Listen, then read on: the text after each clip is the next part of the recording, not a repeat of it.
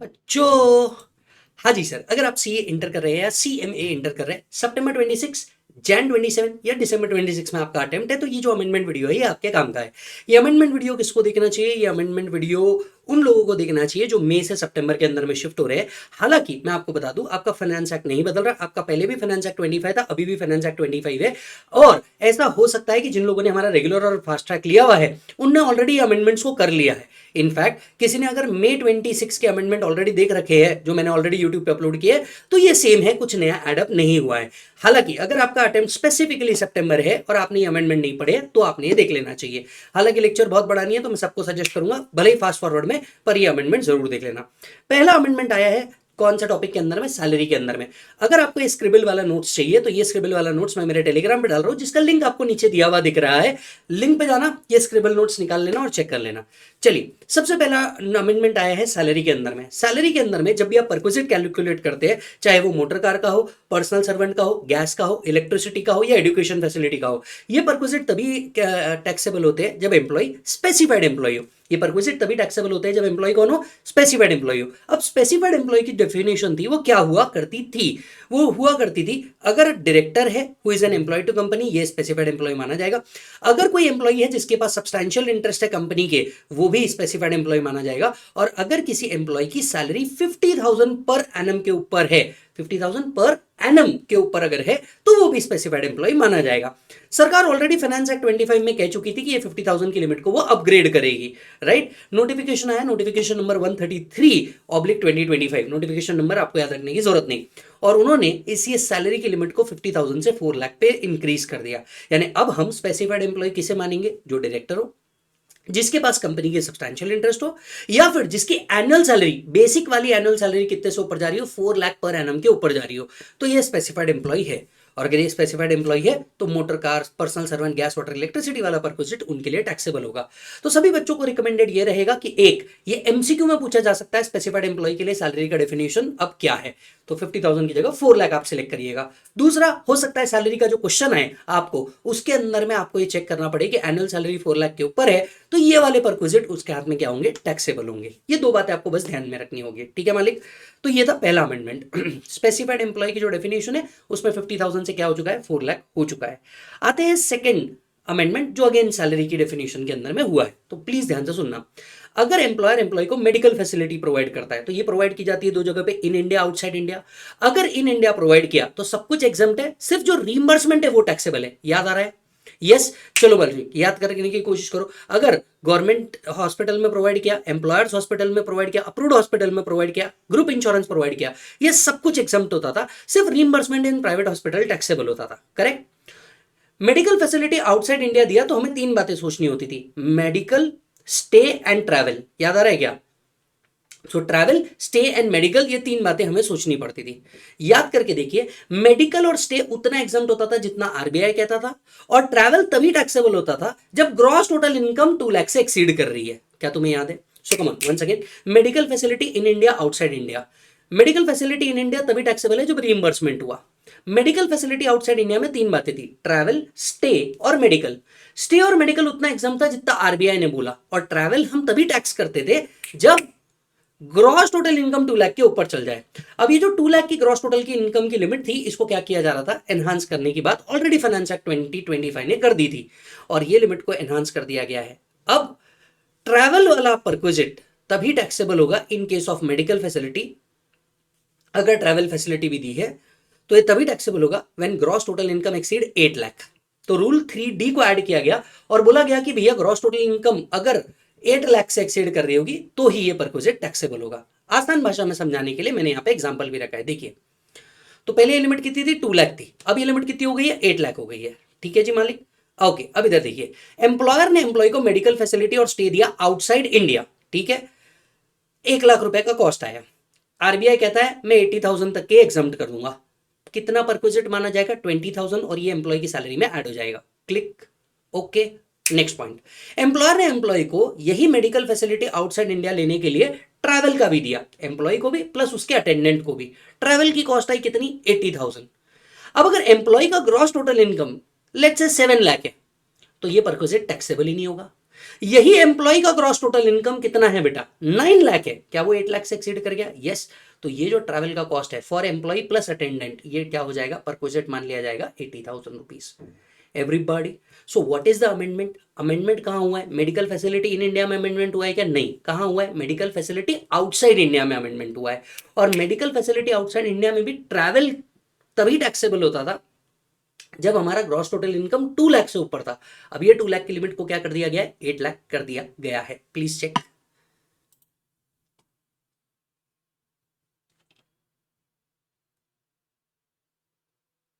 चलो जी, अब आते हैं नेक्स्ट पॉइंट के ऊपर। नेक्स्ट अमेंडमेंट आया है डिडक्शन के अंदर में। अब डिडक्शन के अंदर का ये अमेंडमेंट बहुत रेलेवेंट है, सभी लोग प्लीज पे अटेंशन। अब मैं सबसे पहले आपको एक डिडक्शन याद दिला देता हूं। डिडक्शन है 80 सीसीडी का। अब 80 सीसीडी के अंदर में 3 पार्ट हुआ करते थे, 80 सीसीडी 1, 80 सीसीडी 1B और 80 सीसीडी 2, ये 3 पार्ट हुआ करते थे। इस बार एक और ऐड हुआ है बाय टैक्सेशन अमेंडमेंट एक्ट 2025, और यहां पे ऐड हुआ है 80 सीसीडी सबसेक्शन 3। यस और नो? 80 सीसीडी सबसेक्शन 3 भी क्या कर दिया गया है? ऐड कर दिया गया है। पर इसको हमें बहुत आराम से और बहुत डिटेल में समझना बहुत जरूरी है। पहले हम बात करते हैं 80 सीसीडी 1। अब आप लोगों में से जिसने भी जहां से भी पढ़ा होगा, मैं चाहूंगा ये अमेंडमेंट आप यहां से पढ़ो और बहुत ईमानदारी से पढ़ो, क्योंकि मुझे लगता है सितंबर अटेम्प्ट में यहां पे आपको टेस्टिंग जरूर की जाएगी, 100% आपको टेस्ट किया जाएगा। तो ध्यान से सुनना। सर 80 सीसीडी 1 किस बारे में बात करता है? पहले कंसेप्ट रिवाइज करेंगे फिर अमेंडमेंट पढ़ेंगे, ठीक है। 80 सीसीडी 1 ओन कंट्रीब्यूशन की बात करता है। 80 सीसीडी 1 का डिडक्शन आपको तभी मिलता है जब आप ओल्ड स्कीम में है, न्यू स्कीम में इसका डिडक्शन नहीं मिलता। 80 सीसीडी का जो डिडक्शन है, 80 सीसीडी का जो डिडक्शन है, ये दो लोगों को मिलता है, एम्प्लॉय को भी मिलता है और सेल्फ एम्प्लॉय को भी मिलता है। एम्प्लॉय को कितना मिलता है? 10% ऑफ सैलरी। सेल्फ एम्प्लॉयड को कितना मिलता है? 20% of gross total income. So come on once again, 80 CCD 1 own contribution की बात करता था to the pension scheme. Yes, old scheme में ही डिडक्शन मिलता था। एम्प्लॉय को भी मिलता है, सेल्फ एम्प्लॉय को भी मिलता है। एम्प्लॉय को मिलता है 10% ऑफ सैलरी, सेल्फ एम्प्लॉयड को मिलता है 20% of GTI, clear, gross total income. Apart from 80 CCD 1 आपको एडिशनल डिडक्शन मिलता था 80 सीसीडी 1B के अंदर में। 80 सीसीडी 1B के अंदर में आपके ओन कंट्रीब्यूशन का ही डिडक्शन मिलता है, but over and above 80 CCD 1 मिलता था। ओवर एंड अबाउ 80 सीसीडी 1 मिलता था। कितना मिलता था? 50,000 तक के मैक्सिमम। सो ये भी ओल्ड स्कीम में ही मिलता था और मैक्सिमम 50,000 तक के मिलता था। अब अगर मैं आपको याद दे रहा हूं तो overall deduction 80 CCD 1 plus 1B का मिला करके हो जाता था 2 लाख। सर 2 लाख?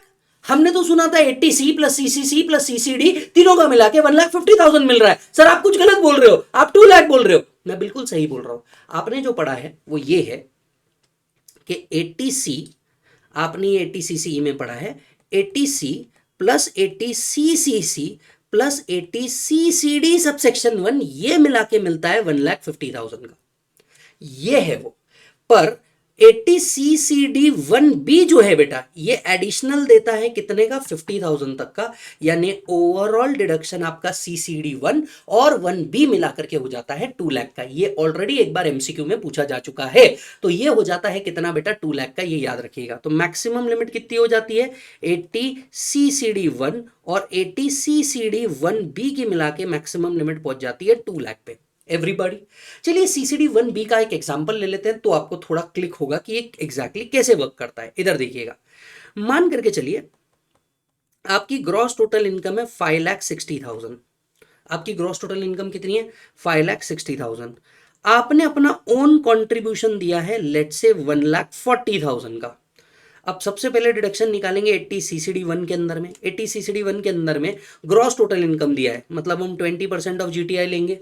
सो 5,60,000 इंटू 20%, मतलब 80 सीसीडी 1 के अंदर में आपको मिलेगा 1,12,000 everybody, which is covered with in the overall limit of 1,50,000। तो 80 सीसीडी 1 के अंदर में आपको मिल जाएगा 1,12,000। अब मेरा कॉन्ट्रीब्यूशन था 1,40,000, आपको अभी तक 80 सीसीडी 1 के अंदर में कितना मिला? 1,12,000। तो 80 सीसीडी 1B एडिशनल कॉन्ट्रीब्यूशन देता था एक्चुअल और 50,000 विच एवर इज लोअर का, एक्चुअल और maximum 50,000 which ever is lower का।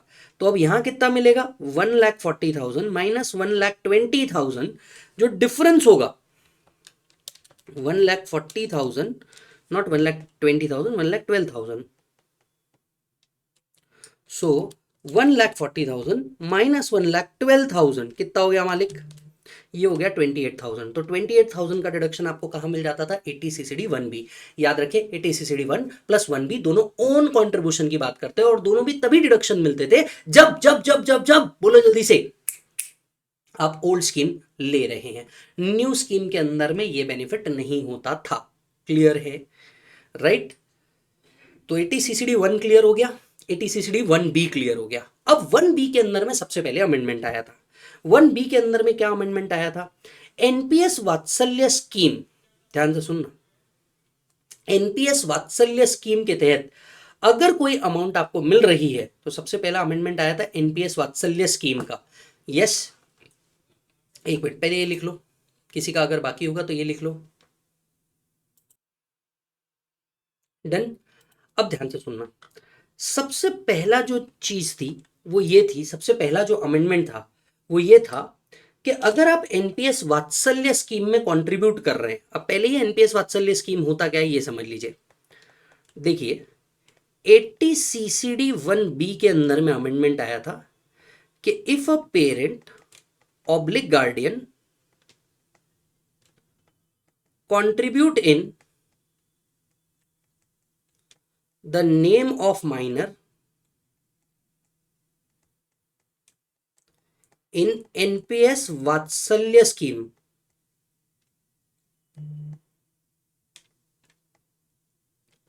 इसके लिए भी आपको डिडक्शन क्या होने वाला है? अलाउड होने वाला है। तो ये था पहली चीज। देखिए ये एनपीएस वात्सल्य स्कीम क्या होता है? पेरेंट अपने बच्चे जो माइनर है उनके लिए क्या कर सकते हैं? एनपीएस में कंट्रीब्यूट कर सकते हैं और ये कंट्रीब्यूशन का डिडक्शन वो 80CCD1B के अंदर में ले सकते हैं। 80CCD1B जल्दी से बताओ, ओल्ड स्कीम में मिलता है या न्यू? ओल्ड स्कीम के अंदर में मिलता है। यस। तो ओल्ड स्कीम के अंदर में मान लीजिए पेरेंट ओल्ड स्कीम फॉलो कर रहे हैं, उनने अपने बच्चे के लिए एनपीएस वात्सल्य स्कीम के अंदर में कंट्रीब्यूट किया तो उसका डिडक्शन वो लोग क्लेम कर पाएंगे 80CCD1B के अंदर में। But subject to overall ₹50,000, but this is subject to overall ₹50,000। मतलब क्या? 80CCD1B का मैक्सिमम लिमिट कितना था बेटा? 50,000 तक का था मैक्सिमम लिमिट, एक्चुअल और मैक्सिमम 50,000। तो 50,000 तक की लिमिट के अंदर में वो क्या कर पाएंगे? इसे क्लेम कर पाएंगे। Let me give you an example. ये जो एग्जांपल था सेम एग्जांपल को हम कंटिन्यू करते हैं। एग्जांपल नंबर 1, ठीक है, हम इसी एग्जांपल को कंटिन्यू करते हैं। Example number 2, suppose in example number 1 parent also contribute to NPS Vatsalya ₹20,000, what will be deduction? अब ध्यान से सुनना, यहां पे 80CCD1 के अंदर में कोई चेंजेस आने वाला है क्या? जल्दी से एवरीवन, क्या 80CCD1 के अंदर में कोई चेंज आएगा? नहीं।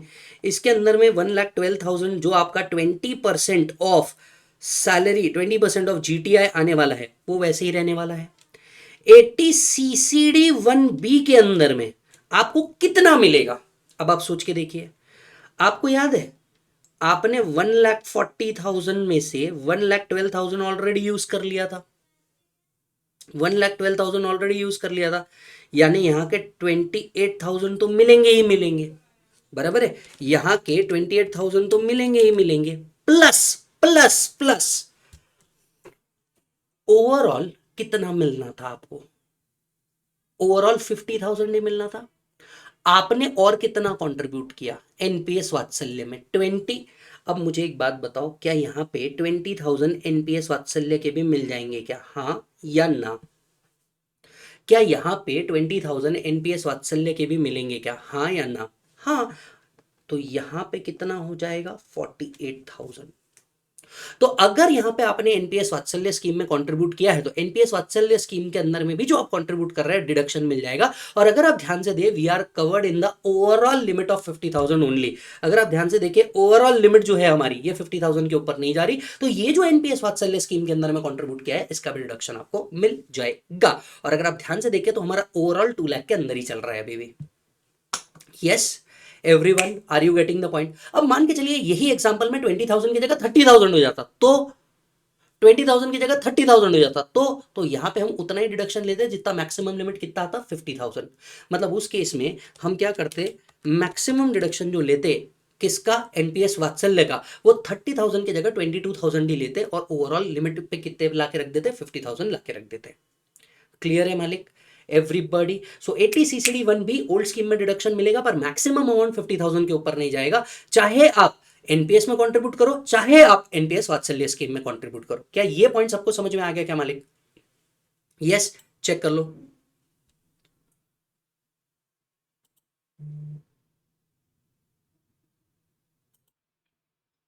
डन है मालिक? अब मैं आ रहा हूं 3A से लेके 6 तक के पढ़ाने के लिए।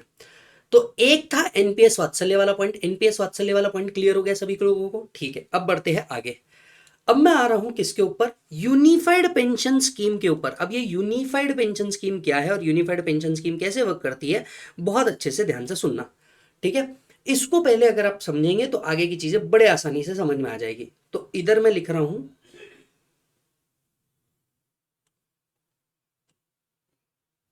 ठीक है? अब देखो हमारे पास एनपीएस होता है, एनपीएस मतलब national pension scheme. National pension scheme दो तरीके से ऑपरेट करता है। अब एनपीएस के अंदर में भारत सरकार ने दो ऑप्शन क्रिएट किए, एक बनाया एनपीएस और दूसरा बनाया UPS, unified pension scheme, national pension scheme. अब नेशनल पेंशन स्कीम के अंदर में कौन कंट्रीब्यूट कर सकता है, सेंट्रल गवर्नमेंट कंट्रीब्यूट कर सकता है, स्टेट गवर्नमेंट कंट्रीब्यूट कर सकता है, अदर एम्प्लॉय भी इसमें कवर हो सकते हैं। तो भैया central government employee, state government employee और अदर एम्प्लॉय तीनों भी एनपीएस के अंदर में कंट्रीब्यूट कर सकते हैं। लेकिन यूपीएस के अंदर में सिर्फ सेंट्रल गवर्नमेंट एम्प्लॉय को ही कवर किया जाता है। अब ये यूपीएस है क्या, यूनिफाइड पेंशन स्कीम, जहां पे एम्प्लॉयर एम्प्लॉय दोनों कंट्रीब्यूट करते हैं और जब भी सेंट्रल गवर्नमेंट एम्प्लॉय रिटायर होता है तो उनको एक रेगुलर पेमेंट इसमें से मिल सकता है। तो कम ऑन वंस अगेन, अब भारत सरकार ने एनपीएस के अंदर ही यूपीएस का ऑप्शन बनाया, that is unified pension scheme with in the NPS only. ठीक है, एनपीएस का डिडक्शन कौन ले सकता है, सेंट्रल गवर्नमेंट एम्प्लॉय ले सकता है, स्टेट गवर्नमेंट एम्प्लॉय ले सकता है, अदर एम्प्लॉय भी ले सकता है। लेकिन यूपीएस का जो डिडक्शन है वो सिर्फ कौन ले सकता है, सेंट्रल गवर्नमेंट एम्प्लॉय ले सकता है। क्लियर है मालिक? ओके, अब मेरी एक बात समझिए, क्या एनपीएस में पैसा डाला, यूपीएस में पैसा डाला, डिडक्शन मिलेगा या नहीं मिलेगा? बिल्कुल मिल जाएगा, कोई दिक्कत नहीं है। तो आपने एनपीएस में पैसा डाला, आपने यूपीएस में पैसा डाला, आपको दोनों चीजों का डिडक्शन मिल जाएगा, कहीं कोई दिक्कत वाली बात नहीं है। Clear? Point number 1। Point number 2, हम कभी भी 80 CCD को कैसे याद रखते हैं मालिक? हम कभी भी 80 CCD को ऐसे याद रखते हैं कि यार 80 CCD में तो डिडक्शन मिलता है, लेकिन बूम, यहां पे आया एक बहुत बड़ा चेंज। सबसेक्शन 3A से लेकर 6 तक के ऐड किया गया है, ध्यान से सुनना। सबसेक्शन 3A से लेकर के 6 तक के क्या किया गया है, ऐड किया गया है, जिसके अंदर में अब वो पता है क्या बोल रहे हैं, यूपीएस से जब फाइनली पैसा आएगा ना, यूपीएस से जब फाइनली पैसा आएगा उसे इनकम मानना पड़ेगा। तो जनरली 80 CCD को हम डिडक्शन से याद रखेंगे, लेकिन सबसे बड़ा गेम पता है कहां कर रहे हैं? सबसे बड़ा गेम ये है, निर्मला ताई ने 3A से लेकर सबसेक्शन 6 तक के ऐड किया है और पता है क्या बोला कि यूपीएस से जब पैसा आएगा, किसको, सेंट्रल गवर्नमेंट एम्प्लॉय को जब पैसा आएगा उसे हम डीम्ड इनकम मानेंगे। आइए पढ़ाते हैं। सबसे पहले यहां से पढ़िए, the unified pension scheme has been introduced as an option, it is introduced as an option under the NPS scheme by central government for central government employees covered under the NPS so that they can receive an assured payment. It is a fund based payout system which relies regularly on the timely accumulation and investment. Clear? अब यहां से देखिए amendment चालू हो रहा है और ये अमेंडमेंट आया है टैक्सेशन अमेंडमेंट एक्ट 2025 से। To align the tax treatment of UPS with NPS, Taxation Amendment Act 2025 have inserted section 3A to 6। अब ये पैराग्राफ है जो बोलता है इनकम मानी जाएगी। ये पैराग्राफ है ना, ये बोलता है 80 CCD 3A provides that the amount standing to the credit of assessee। अब ये क्या बोल रहा है कि अगर आपको यूपीएस से पैसा मिला, सेंट्रल गवर्नमेंट एम्प्लॉय क्या करे बेटा, रिसीव करता है, किससे, फ्रॉम यूपीएस से। क्या रिसीव करता है, सम अलोंग विथ इंटरेस्ट। तो ये सम अलोंग विथ इंटरेस्ट क्या माना जाएगा, इनकम माना जाएगा फॉर असेसी और नॉमिनी। असेसी या उसके नॉमिनी के लिए क्या माना जाएगा, इनकम माना जाएगा। और यही कह रहा है ये पैराग्राफ। तो पहले दो पैराग्राफ बता रहे थे यूपीएस मतलब क्या होता है, नेक्स्ट पैराग्राफ आपको बता रहा था कि भैया अमेंडमेंट हुआ है, नेक्स्ट पैराग्राफ आपको बता रहा है कि ये जो पैसा यूपीएस के अंदर में पड़ा है, यूपीएस के अंदर से अगर पैसा किसको मिले, सेंट्रल गवर्नमेंट को, एम्प्लॉय को मिले। अब आप जब कंट्रीब्यूट कर रहे हैं, yes it is a deduction. जब यूपीएस से पैसा आ रहा है किसको, सेंट्रल गवर्नमेंट एम्प्लॉय को, तो ये पैसा along with the interest income deem किया जाएगा। अब 80 सीसीडी 3A डिडक्शन की नहीं, इनकम की बात कर रहा है, चेक करो। Provides that amount standing to the credit of assessee being subscriber to UPS in his account and accretion of such amount means interest received by assessee or his nominee in whole or in part in the previous year on account of superannuation, retirement, etc. shall deem to be income of assessee or his nominee and taxed in the year in which such amount is received. So come on, once again. Point number 1, NPS. NPS के अंदर में अब 2 option है, normal NPS, UPS. Normal NPS हर तरीके के employ के लिए है, यूपीएस सिर्फ सेंट्रल गवर्नमेंट के एम्प्लॉय के लिए है। नया सेक्शन ऐड हुआ है 3A। नया सेक्शन 3A ऐड क्या बोलता है कि अगर सेंट्रल गवर्नमेंट एम्प्लॉय को यूपीएस से पैसा मिला, तो ये sum along with the interest income माना जाएगा। तो जनरली 80 सीसीडी डिडक्शन के लिए है, लेकिन इसका 3A इनकम की बात कर रहा है। किसके लिए इनकम माना जाएगा, असेसी के लिए, या फिर असेसी मर गया उसके नॉमिनी को मिला, तो नॉमिनी के लिए ये इनकम मान लिया जाएगा जिस साल में ये पैसा मिला, और उस साल में इसके ऊपर क्या पे करना है, टैक्स पे करना है। तो 80 सीसीडी 1 उन कंट्रीब्यूशन की बात करता था, 80 सीसीडी 1B उन कंट्रीब्यूशन की बात करता था, 80 सीसीडी 2 एम्प्लॉयर्स कंट्रीब्यूशन की बात करता था। 80 सीसीडी 3A यूपीएस से जो पैसा मिल रहा है सेंट्रल गवर्नमेंट एम्प्लॉय को, उसे इनकम माना जाएगा, ये बात कर रहा है। Are you getting the point, yes और नो मालिक? यस, एक बार चेक करो।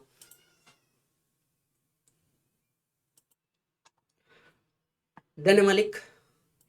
अब आते हैं इस लास्ट पैराग्राफ के ऊपर। तो पहले 2 पैराग्राफ बता रहे थे यूपीएस क्या है, नेक्स्ट पैराग्राफ आपको बता रहा था कि भैया इसमें कुछ सेक्शन ऐड हुए। इसके बाद का नेक्स्ट पैराग्राफ 3A आपको बता रहा था कि यूपीएस से मिलने वाला पैसा असेसी या नॉमिनी के हाथ में इनकम माना जाएगा, सेंट्रल गवर्नमेंट एम्प्लॉय के हाथ में। क्लियर है? अब आते हैं लास्ट पैराग्राफ के ऊपर। ये लास्ट पैराग्राफ क्या बोलता है, अगर ध्यान से सुनिए। रिटायरमेंट हुआ, मुझे क्या आना था, पैसा आना था। रिटायरमेंट हुआ, मुझे क्या आना था, पैसा आना था। लेकिन वो पैसा मैंने लिया ही नहीं, वो कॉमन पूल में पड़े रहने दिया। वो पैसा मैंने विड्रॉ ही नहीं किया, वो कॉमन पूल के अंदर में पड़े रहने दिया, कॉमन पूल में वो ट्रांसफर हो गया। यस और नो? अब कई बार ऐसा हो सकता है कि भैया एम्प्लॉय ही आइडेंटिफाई नहीं हो रहा, या उसका लीगल हेयर ही आइडेंटिफाई नहीं हो रहा, या उसका नॉमिनी ही आइडेंटिफाई नहीं हो रहा। तो ऐसे केस में क्या हो जाता है कि वो पैसे को कॉमन पूल में रख दिया जाता है कि कभी कोई आएगा तब देंगे। अब मुझे एक बात बताइए, कॉमन पूल से जब पैसा विड्रॉ ही नहीं किया किसी ने, वो पैसा जैसे ड्यू हुआ वो कॉमन पूल में चले गया, असेसी के हाथ में आया ही नहीं या नॉमिनी के हाथ में आया ही नहीं, तो क्या टैक्सेबल होना चाहिए? नहीं टैक्सेबल होना चाहिए। वही बात यहां लिखी है, चेक करिए। However, the assessee shall deem not to have received amount in the previous year if such amount is transferred to pool corpus from individual corpus account of the superannuation, VRS और on retirement. So अगर मान करके चलिए ये पैसा मेरे account में आया ही नहीं, कॉमन पूल में ट्रांसफर हो गया, विड्रॉ ही नहीं हुआ, मेरे अकाउंट में आया ही नहीं, मैं टैक्स कैसे करूंगा? यस, तो चलो 1 2 3 स्टार्ट। हमने देखा था 80 सीसीडी 1। 80 सीसीडी 1 क्या कहता है? 80 सीसीडी 1 ओन कंट्रीब्यूशन की बात करता है। ओल्ड स्कीम में डिडक्शन मिलता है, कितना मिलेगा? एम्प्लॉय होगा तो 10% सैलरी, अदर देन एम्प्लॉय होगा तो 20% of GTI. 80 CCD 1B additional contribution का डिडक्शन देता है ओल्ड स्कीम के अंदर में, एक्चुअल और 50,000 विचएवर इज लोअर का। ठीक है। 80 सीसीडी 2 एम्प्लॉयर कंट्रीब्यूशन का डिडक्शन देता है, जो एम्प्लॉयर एम्प्लॉय के भी पे कंट्रीब्यूट कर रहा है उसका डिडक्शन देता है। पहले सैलरी में ऐड होगा फिर डिडक्शन मिलेगा, राइट। ओल्ड स्कीम के अंदर में 10%, न्यू स्कीम के अंदर में 14% ऑफ सैलरी। याद है क्या? 10% और 14% ऑफ सैलरी। ठीक है, ओके। अब यहां पे सीसीडी 3A ऐड हुआ है। 80 सीसीडी 3A के अंदर में क्या है? एनपीएस। एनपीएस के अंदर में एक चीज निकाला गया है, यूपीएस। अब यूपीएस किसके लिए है? सेंट्रल गवर्नमेंट एम्प्लॉय के लिए है। एनपीएस हर तरीके के एम्प्लॉय के लिए है। अब 80 सीसीडी 3A बोलता है कि अगर पैसा मिला, कहां से मिला? यूपीएस से मिला। किसको मिला? सेंट्रल गवर्नमेंट एम्प्लॉय को मिला। तो जो अमाउंट प्लस इंटरेस्ट दोनों मिल रहा है वो असेसी के हाथ में या उसके नॉमिनी के हाथ में क्या मान लिया जाएगा? इनकम मान लिया जाएगा। चाहे वो अमाउंट होल मिले या अमाउंट पार्ट मिले, होल अमाउंट क्या मान ली जाएगी? इनकम मान ली जाएगी। हालांकि रिटायरमेंट पे मैंने मेरे अकाउंट में लिया ही नहीं, वो पैसा कॉमन पूल में ट्रांसफर हो गया, तब ये इनकम नहीं मानी जाएगी। क्लियर है मालिक? Everything sorted, done. ये सारी चीजें ना हमने बहुत डिटेल के अंदर में रेगुलर और फास्ट ट्रैक के अंदर में कराई हुई है बेटा। यस और नो मालिक? 3A तो was absolutely new, right, but otherwise हमने इसके ऊपर बहुत सारे क्वेश्चन भी लिए हुए हैं, तो एक बार जरूर देख लेना। अब आते हैं यहां पे, इसको भी एक बार देखिए। हाँ जी सर। अब 10 12 AA भी ऐड हुआ है। मुझे लगता है इसके ऊपर एक क्वेश्चन जरूर बनेगा, स्पेशली यूपीएस के ऊपर आपको एक क्वेश्चन जरूर आएगा सितंबर 26 के अंदर में, क्योंकि यहाँ पे अमेंडमेंट हुआ है। मई 26 के लिए भी सेम अमेंडमेंट्स थे, लेकिन वहां पे ये क्वेश्चन नहीं आया था, तो आपको ये क्वेश्चन सितंबर में जरूर देखने को मिलेगा। आज मैं आपको बता रहा हूं, प्लीज एक बार देख करके जाना, नहीं तो आप बाद में बहुत पछताने वाले हो। वैसे भी टैक्सेशन के पीछे पड़े हुए हैं, तो आप ध्यान से सुनना। अगर आप डीटी के अंदर में भाली थोड़ा सा सफर कर रहे हो, कंटेंट पढ़ने में सफर कर रहे हो, चार्ट रिवीजन जाकर के देख लो। प्रॉब्लम भी सॉल्व करना है, जाकर के फास्ट ट्रैक ले लो, उसके अंदर में कंटेंट प्लस प्रॉब्लम दोनों बहुत अच्छे से कवर किया है। यस, तो ध्यान से सुनना। ओके, अब इधर देखना। आपको याद होगा 3A हमसे क्या कह रहा था? 3A हमसे कह रहा था कि यूपीएस के अंदर से जो भी पैसा मिला, सम प्लस इंटरेस्ट, ये हम क्या मानेंगे? इनकम मानेंगे। अब एक सवाल उठा, आपने इनकम तो मान ली, इनकम मानने को किसने कहा था? 80CCD 3A ने कहा था, लेकिन क्या ये सम पूरा टैक्सेबल है? भाई इनकम मानना है, 3A ने कहा, टैक्सेबल कितना है इस बारे में तो बात ही नहीं हुई। तो अब ये इनकम तो है, ये इनकम तो है, लेकिन ये इनकम कितना टैक्सेबल है? तो इसके लिए 10, 12 AA कहता है कि इसमें का 60% एग्जम्प्ट है और 40% टैक्सेबल है। देखो ध्यान से सुनना, मैं आपको इंटरलिंकिंग करवा रहा हूं 80CCD 3A की विथ 10, 12 AA, दोनों की इंटरलिंकिंग करवा रहा हूं, ध्यान से सुनना। 80CCD क्या वो कहता था? 80CCD 3A कहता था कि सेंट्रल गवर्नमेंट एम्प्लॉय को यूपीएस से अगर कोई भी पैसा आता है तो ये असेसी या उसके नॉमिनी के हाथ में इनकम मानी जाएगी, जितना सम रिसीव्ड हुआ प्लस इंटरेस्ट दोनों इनकम मानी जाएगी। 10, 12 AA कहता है उसमें का 40% टैक्स होगा। यानी मान के चलिए सेंट्रल गवर्नमेंट एम्प्लॉय को क्या हुआ? सेंट्रल गवर्नमेंट एम्प्लॉय को रिसीव हुए ₹10 lakh from UPS. 80CCD 3A बोलता है इट्स एन इनकम। 10, 12 AA बोलेगा 4 लाख इज टैक्सेबल। तो 80CCD 3A बता रहा था इनकम है क्या, 10, 12 AA बोल रहा है इसमें से कितना टैक्सेबल है। अब इधर पढ़िए, any payment from NPS trust to SSC being subscriber to UPS, जो सब्सक्राइबर टू यूपीएस भी है, at the time of retirement to the extent it does not exceed 60% shall be exempt. तो 60% एग्जाम्प्ट है, तो 40% क्या हुआ बच्चा? टैक्सेबल हो गया। यस, तो 10 लाख रुपीस अगर मिले सेंट्रल गवर्नमेंट एम्प्लॉय को, कहां से बेटा? यूपीएस से, तो क्या हुआ? इनकम मान लिया जाएगा। कौन कहता है? 80CCD 3A। इसमें से कितना टैक्सेबल है? 40%, क्योंकि 60 एग्जाम्प्ट है। ये कौन कहता है? 10, 12 AA। चेक करो,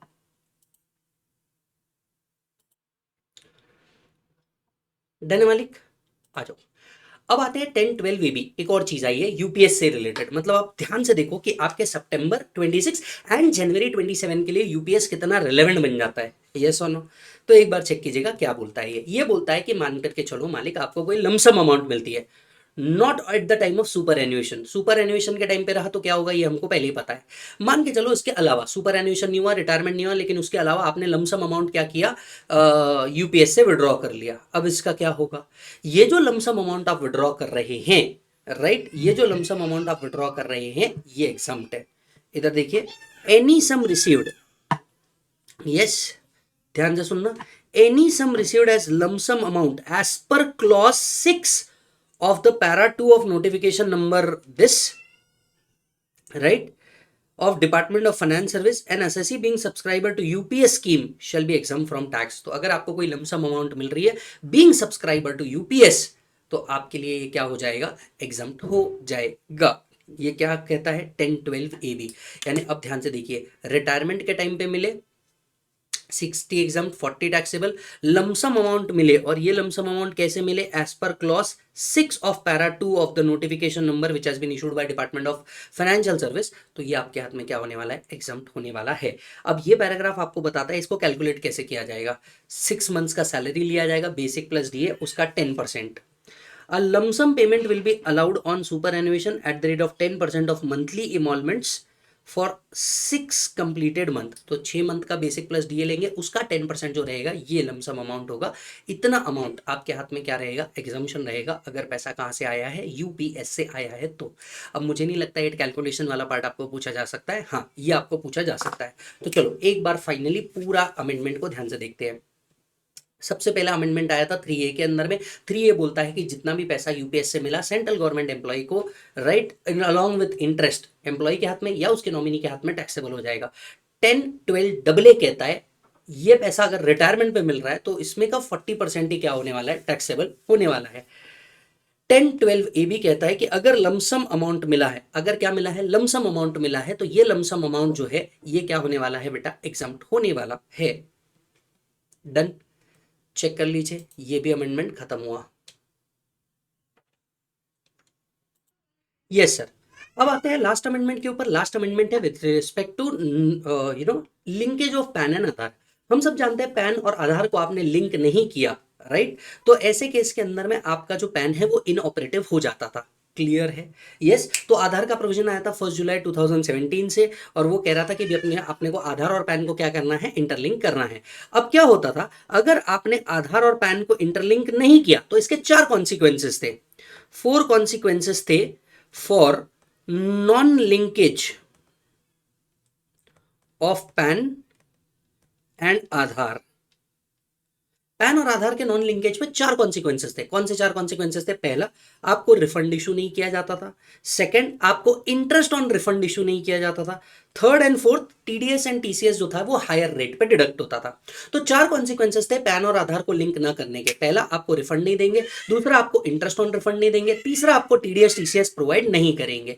यस और नो मालिक? राइट। अब टीडीएस टीसीएस जो है वो हायर रेट पे कट करेंगे, ना कि प्रोवाइड नहीं करेंगे। टीडीएस टीसीएस जो है वो हायर रेट पे कट करेंगे।